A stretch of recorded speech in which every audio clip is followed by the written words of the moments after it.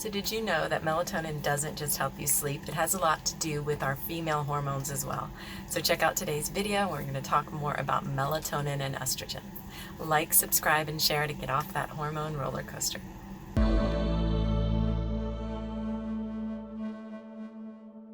I'm Dr. Shelly Meyer. I'm a functional medicine doctor, family medicine doctor, and registered dietitian. And in my functional practice, I work with women a lot with hormone balance. I also work with men with hormone balance, but we also talk about many other ways of getting to the root cause of your symptoms. And today we're going to talk about how melatonin and estrogen relate to each other, how melatonin affects our estrogen, and how we can optimize that system. So let's get more into it. So melatonin is actually a hormone. A lot of us think of it as a sleep supplement that we just take it for sleep, but it's much more involved than that. It's not only for sleep. It's a really potent antioxidant. It can help our immune function. I don't know if you've heard of people using it during I'm filming this in 2021, so during the great illness, don't want to say the word, that has affected not only our country in the US here, but all across the world. People have used melatonin as an immune booster as well.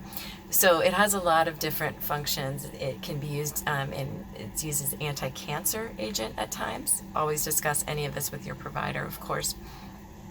And a melatonin deficiency, here's the hormone link, has been linked to weight gain in postmenopausal women.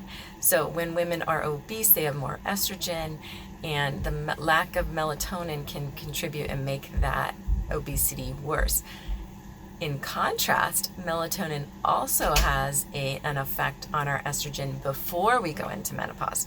So on this channel, I talk a lot about perimenopause, or the ages between potentially late 30s to early 50s.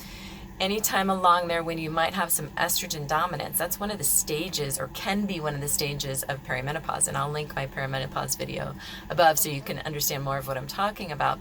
But your estrogen can surge. It's trying to catch up. It's trying to say, we're not in menopause. We're not going to be there anytime soon. So we're going to surge. We're going to make more estrogen. So then that relationship between that estrogen and that progesterone gets more spread out, and you get that what we call estrogen dominance. So melatonin can actually help with that. It can block some of the enzymes that allows the estrogen to bind to its receptors.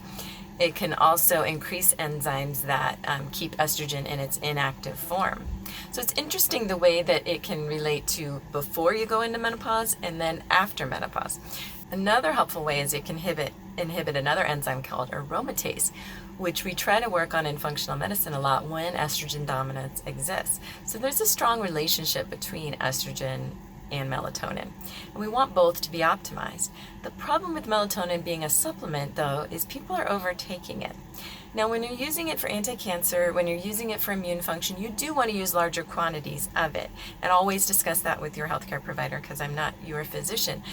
But you don't necessarily want to do that long term, because it is a hormone, and we don't necessarily need huge doses of it long term.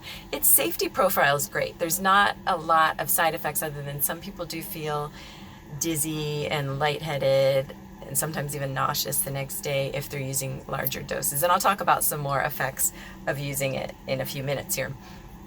So it's got a pretty good safety profile, but we don't need to be using 10 milligram doses just to sleep every single night.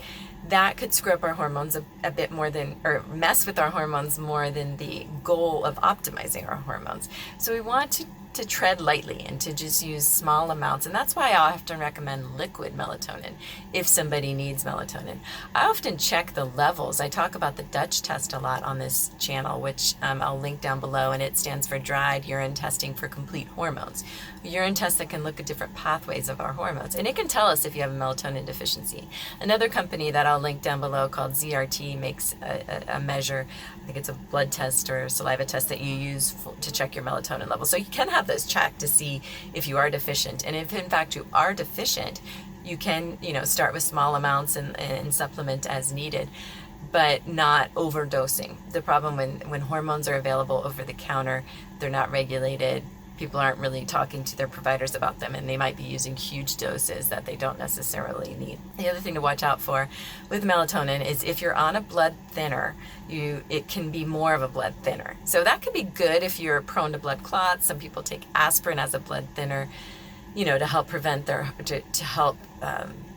heart health. And so melatonin can be a blood thinner like aspirin too, but you don't want to combine it with other blood thinners, particularly if you're on something like Coumadin, warfarin, Xarelto, any of those blood thinners. You want to be careful and always discuss with your doctor. It can also, if you take melatonin in conjunction or at the same time as taking something like Xanax or Ambien or Trazodone or any of those sleep medications, it can make the side effects of those stronger. So for example, when people use Ambien, they may have that memory loss or doing those strange Ambien things. Add melatonin to that can make that stronger. So you do have to keep that in mind, to be careful with using those together and to try not to use those together. And like I said, the other common side effects are more like sleepiness and kind of feeling out of it the next day. That's how you know you've had too much, or maybe melatonin's not the right choice for you. But you can always, if you have the resources and a provider that you can work with, check those levels. And some of those companies that I talked about in the description, or just a few minutes ago, Dutch and ZRT, you can order those tests yourself too. So what are some natural ways that we can improve our melatonin levels without necessarily supplementing with it? Well, I talked about this last week's video, and I do talk about it in my posts a lot. We could wear amber glasses after sunset, just wear them at home. That can help your melatonin and your circadian rhythm. You can darken your room or wear a sleep mask to keep the room dark. And then as soon as the sun comes up, or as soon as you get up, you open those windows and you let the light in, and that'll help your melatonin levels. There's some foods that I'll link in a PDF down below that can help boost your melatonin levels.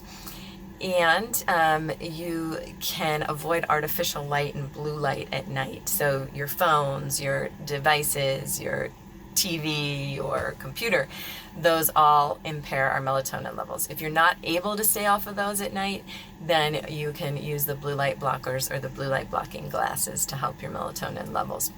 If you want to consider taking melatonin, remember, use small amounts. I like the liquid dosing or the smaller amounts. So like starting with 0.25 milligrams to 0.5 milligrams.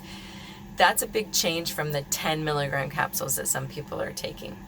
And then go up slowly. If you are using it during the illness that's affecting all of us, you can use that 10 milligram dose, but do that for a short period of time, and always discuss that with your doctor and keep in mind those other side effects I mentioned.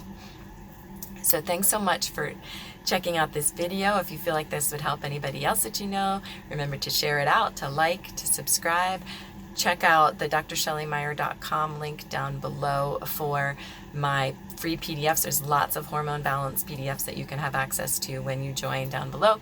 I also have a Mighty Network, a private group where we discuss hormone tips, recipes, nutrition, fitness, mindfulness, all kinds of ways we can balance our hormone. We have a different topic every month. I do a monthly Zoom.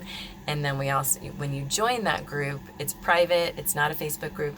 You also have access to my hormone balancing course called Emerge. And this group is for women between the ages of late 30s to early 50s, or even mid 30s if you want to learn more about estrogen dominance and hormone balance. So check out some of my other playlists. I'll link down below, and thanks so much for joining me, and I'll see you next Friday.